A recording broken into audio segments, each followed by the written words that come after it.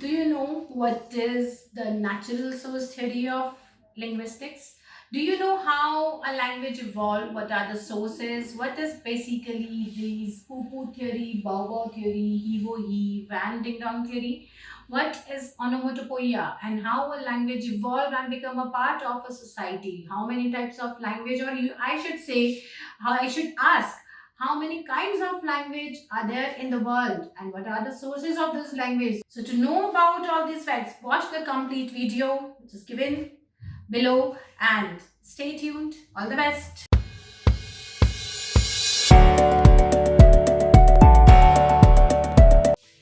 Hello students, आज हम लोग आए हैं अपने एक नए टॉपिक के साथ, दैट इज लिंग्विस्टिक्स.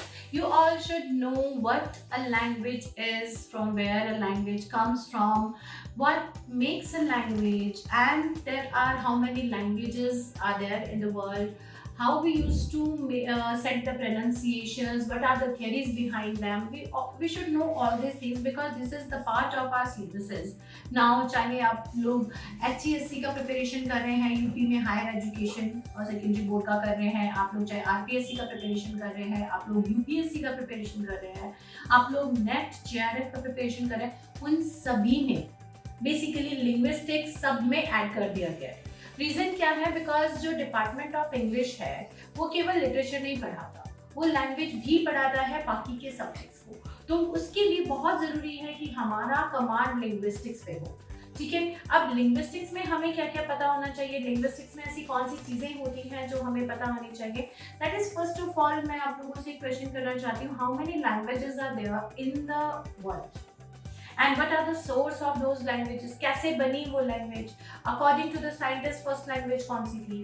तो इसका एक सिंपल सा आंसर है कि अभी एक जनरलाइज्ड अगर मैं सर्वे की बात करूं तो हमारे वर्ल्ड में अभी 2917 करीब लैंग्वेजेस हैं, जिसमें काफ़ी लैंग्वेजेस बहुत छोटी हैं. ये मैं लैंग्वेज एंड डायलेक्ट मिक्स बता रही हूँ आपको.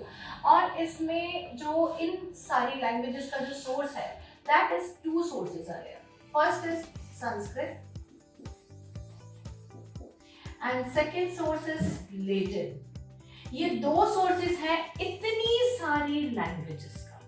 ठीक है, और इन दोनों लैंग्वेजेस में क्या सिमिलैरिटीज हैं? इन दोनों लैंग्वेज देखो, स्क्रिप्ट दोनों की बिल्कुल डिफरेंट है. ऑब्वियसली वी कैन नॉट से कि Sanskrit and Latin has a similar script, लेकिन जो ओल्ड संस्कृत और ओल्ड लेटिन है उसमें सिमिलैरिटीज क्या है? सबसे पहले तो ये दोनों लैंग्वेजेस बार्स के बीच में लिखी जाती है. ठीक है, बार्स इन सेंस आपने संस्कृत के श्लोक देखे होंगे, तो वो जब भी हम लिखते हैं तो इस तरीके से लिखते हैं, दिस इज कॉल्ड बार्स. तो दोनों ही language Sanskrit and Latin bars के अंदर लिखी जाती है. दूसरा एग्जांपल दे देती हूँ, आप लोगों ने फोनेटिक्स देखा होगा या कोई भी वर्ड अगर आप लिखते हैं डिक्शनरी के अंदर, आपने उनके ट्रांसक्रिप्शंस देखे होंगे कि उनकी स्पीच टेक्निक देखी होगी, वो भी बार्स के बीच में ही लिखी जाती है because that is about the Latin and French technique. तो वो बार्स के बीच में ही आएगा. ठीक है, this bar is the breaking of the sentence और द वर्ड. तो ये उसको ब्रेक करता है. तो दोनों लैंग्वेजेस बार्स के बीच में लिखी जाती थी. दूसरी कैरेक्टरिस्टिक, नो ग्रामर. उस टाइम पे इन दोनों की जो पुरानी संस्कृत है उसके अंदर कोई ग्रामर नहीं होता. किस लेटिन में भी और संस्कृत में भी इनके वर्ड्स को आगे पीछे कैसे भी लिख दो, मीनिंग एक ही निकलेगा. दोनों लैंग्वेजेस के अंदर कोई ग्रामर नहीं होता था. आप कोई भी सेंटेंस ऐसा उठा लो, लाइक मैं संस्कृत का एक सेंटेंस उठा लेती हूँ, मौनम मूर्खा से आभूषणम. 3 वर्ड ही उठाए हैं मैंने, लेकिन इन तीनों को आगे पीछे किसी भी तरीके से आप लोग सेट कर लीजिए. आभूषणम मौनम मूर्खा से आभूषणम मौनम कैसे भी कर लो, उसका मीनिंग एक ही निकलेगा कि मूर्ख का आभूषण मौन होता है. राइट. इसी तरीके से लेटिन का अगर मैं एक वर्ड या एक फ्रेज उठा लेती हूँ, एमोर विंसेंट ओमनिया, बहुत फेमस फ्रेज है, आप सबने उसको पढ़ रखा है कैंटरबरी टेल्स के अंदर. लेकिन अगर इसको आप आगे पीछे कैसे भी करते हैं, इसका एक ही मतलब निकलेगा, लव कॉन्कर्स ऑल. राइट. इसी तरीके से इन दोनों में, ओल्ड संस्कृत और ओल्ड लेटिन के अंदर सबसे पहले तो कोई ग्रामर नहीं होती थी और दोनों की दोनों बार्स के बीच में लिखे जाते थे. ये इन दोनों की कॉमन कैरेक्टरिस्टिक्स है. फिर उसके बाद इन दोनों से इतनी लैंग्वेजेस कैसे निकली? ऑब्वियसली हम लोग जानते हैं कि इंडिया ही में अगर हम अपने कॉन्स्टिट्यूशन देखते तो 22 तो अप्रूव्ड लैंग्वेजेस है, लेकिन उसके अलावा भी लैंग्वेजेस हैं और वो सारी लैंग्वेजेस इसी का पार्ट होंगी. लगभग ये माना जाता है कि 1200 करीब डायलेक्ट्स या लैंग्वेजेस तो केवल इंडिया में बोली जाती हैं इस 2917 लैंग्वेजेस में। उसके बाद इतनी सारी जो डायलेक्ट्स या लैंग्वेजेस हैं वो सारी जो आती हैं उसमें से लगभग 900 लैंग्वेजेस ऐसी हैं जिसका सोर्स लेटिन है।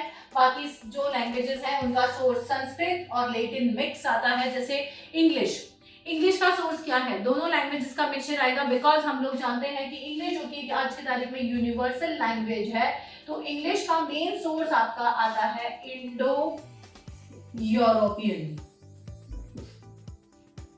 लेकिन अगर हम ओल्ड इंग्लिश पीरियड देखते हैं जो कि 449 से स्टार्ट होता है, तो वहां पे अगर हम देखते हैं तो this European was replaced by Germanic.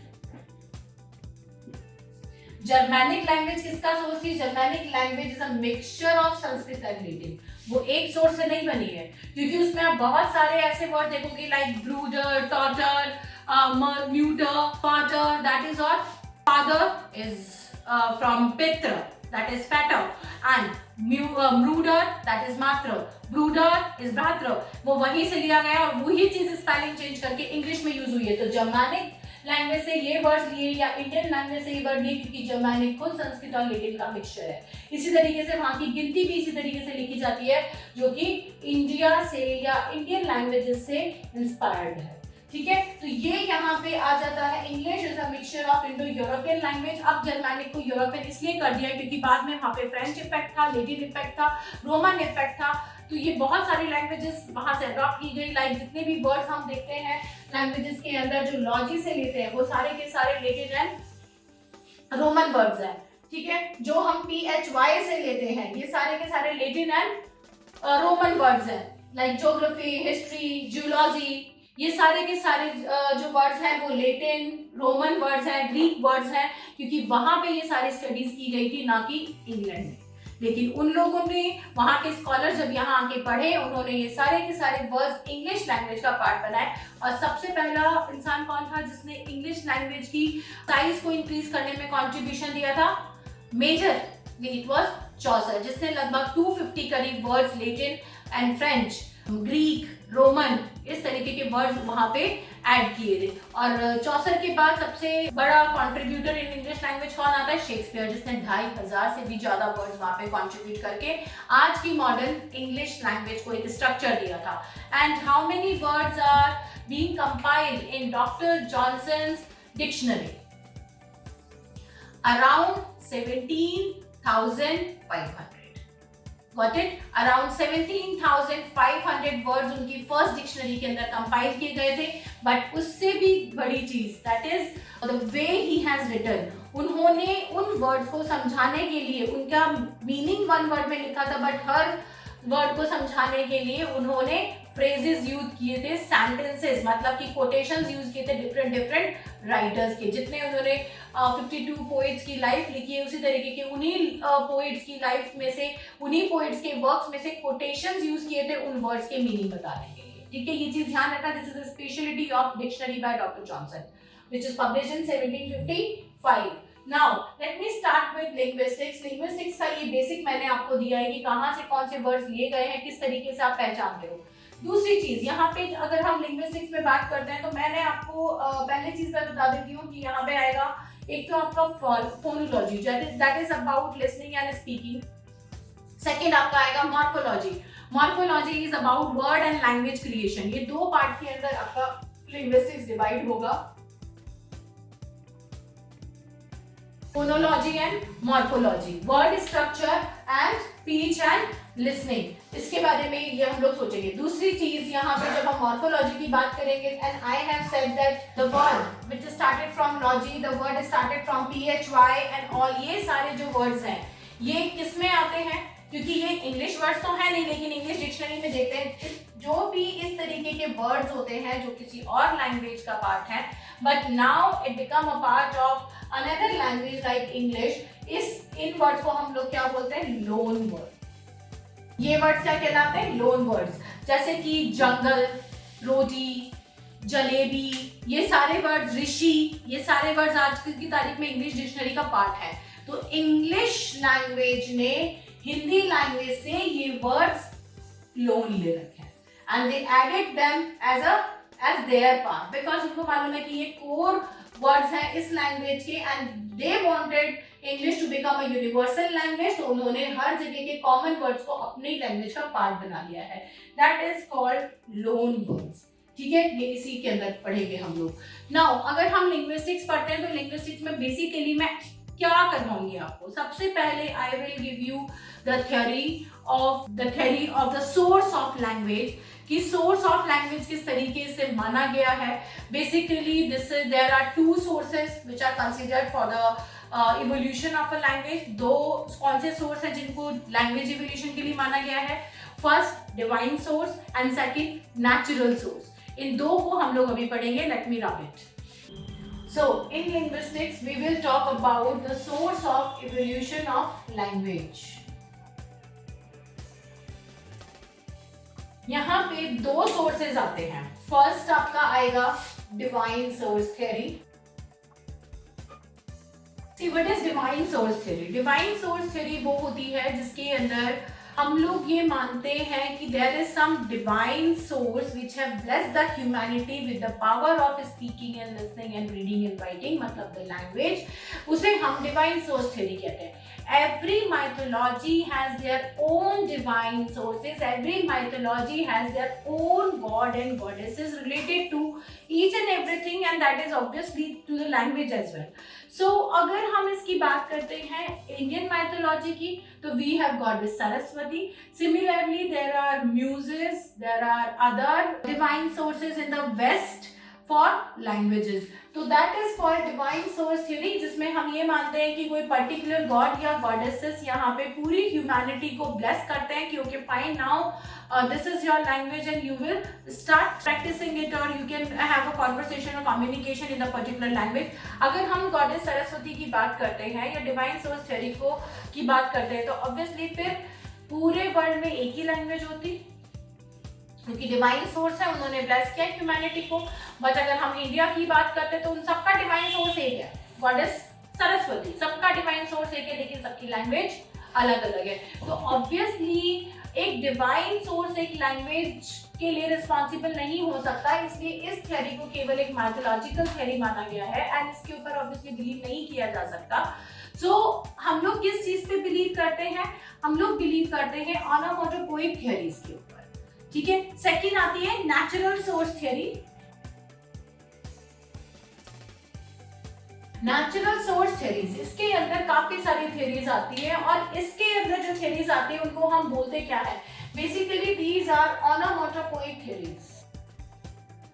ऑनोमोटोपोइक theories, इसके अंदर जो थ्योरिस्ट्स हैं, अलग अलग थ्योरिस्ट्स हैं, और उन थ्योरिस्ट का ये मानना है कि जो ओनोमोटोपोइया है, what is the meaning of onomatopoeia? Onomatopoeia means कि when you are doing a work and the kind of sound you produces during that is a natural sound, and that ultimately becomes the name of a person. For example, you must have heard the Chinese name. So there is a process of naming the children. They used to throw some metal on a bigger bronze or metallic plate on which the mantras, chantings are being written.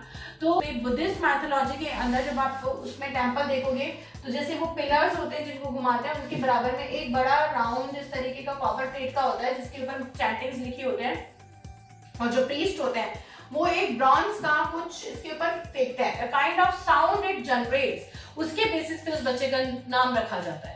So this is also an onomatopoeic method of naming the person. Similarly, हम लोग यहाँ पे जब भी कोई काम करते हैं, आप किसी को देखते हो, the kind of emotions you generate and there is some kind of name we started taking. ठीक है, हम छोटे बच्चों के नाम भी इस तरीके से रख देते हैं. वो सारे क्या है? onomatopoeic, because there is no logic behind it, right? Cute is also a onomatopoeic word, क्योंकि हम किसी को देख के एकदम से बोलते हैं cute, that is also an onomatopoeic word. Okay, अब यहाँ पे आपके आ जाते हैं 4 थ्योरीज हैं जो onomatopoeic थ्योरीज के अंदर आती है, जो कि नेचुरल रिसोर्स थ्योरीज में आती हैं. Let me give you the name of those theories. First आपका आ जाता है यहाँ पे पुपू थ्योरी.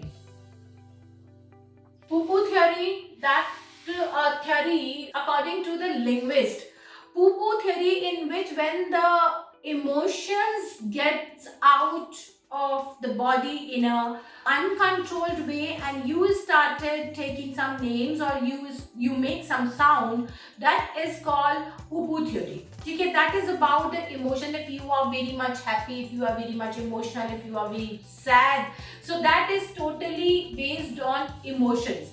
ठीक है, इट्स यहाँ पे और कोई भी चीज नहीं आएगी. इट्स लाइक कि when you saw a child and you become very happy, you feel something and the kind of sound comes out of your mind, that is called poo-poo theory, right?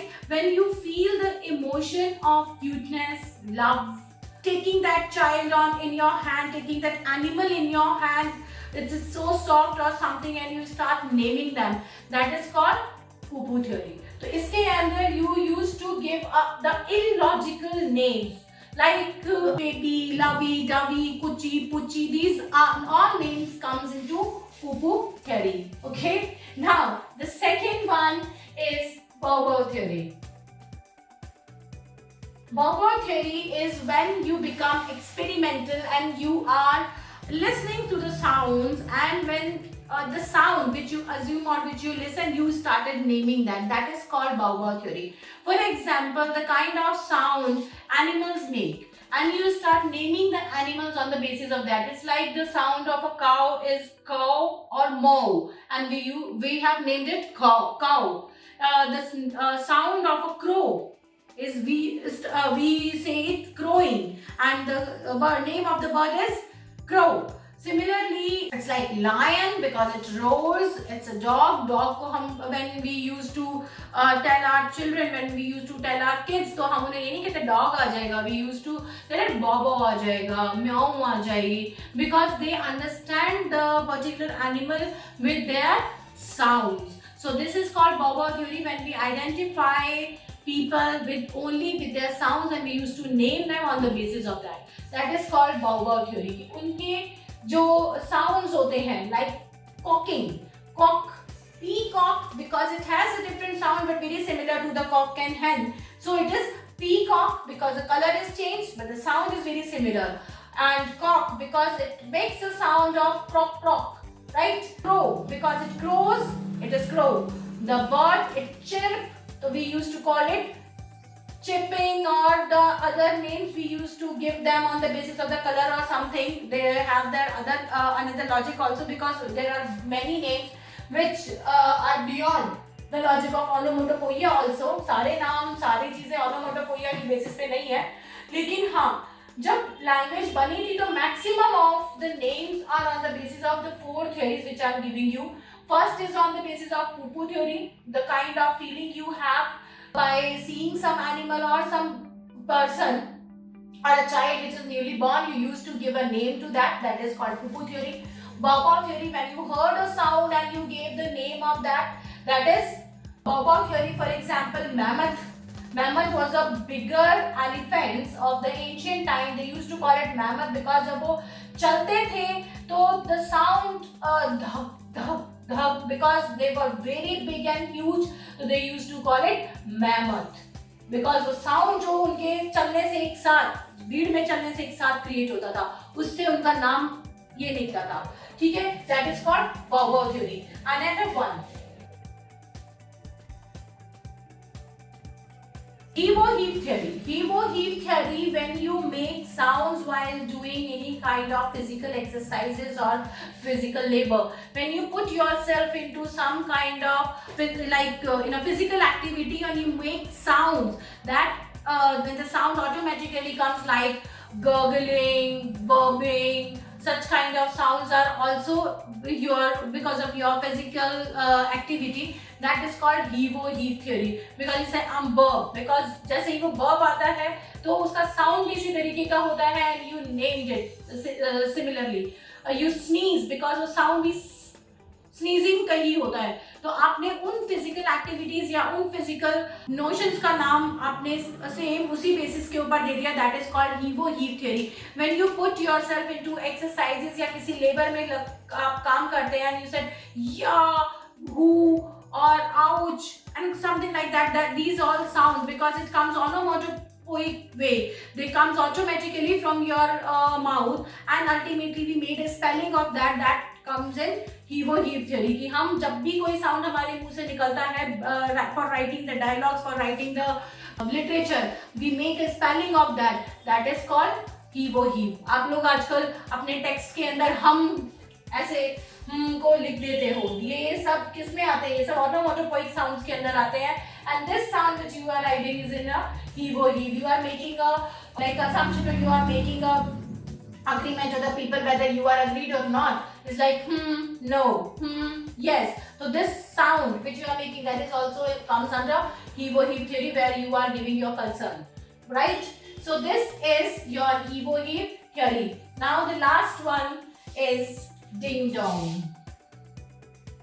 They are very funny names, but obviously because we are talking about onomatopoeic, तो obviously इनके नाम भी इसी तरीके के होंगे, कोई special नाम नहीं हो सकता.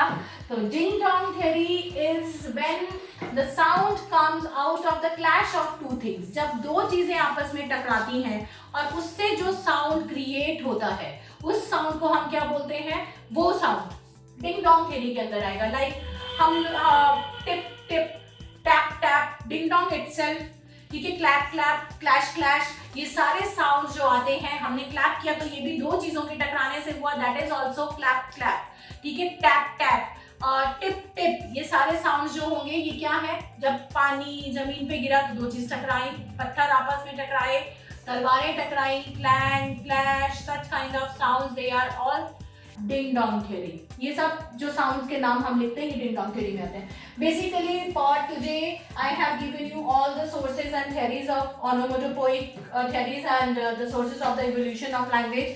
Now in the next lecture I will give you the structuralism of America and Europe both, so that you will get to know how a language develops out of the sign and structure, and the other, what are the other sources, what American linguist thinks and how it is different from the European linguist. ये दोनों चीजें आपको जाननी बहुत जरूरी है कि European linguist क्या सोचते हैं, अमेरिकन लिंग्विस्ट क्या सोचते हैं, दोनों की सोच में डिफरेंस किस तरीके के हैं. These all are very important to understand, and for that you have to stay tuned with me. So bye, good luck, take care.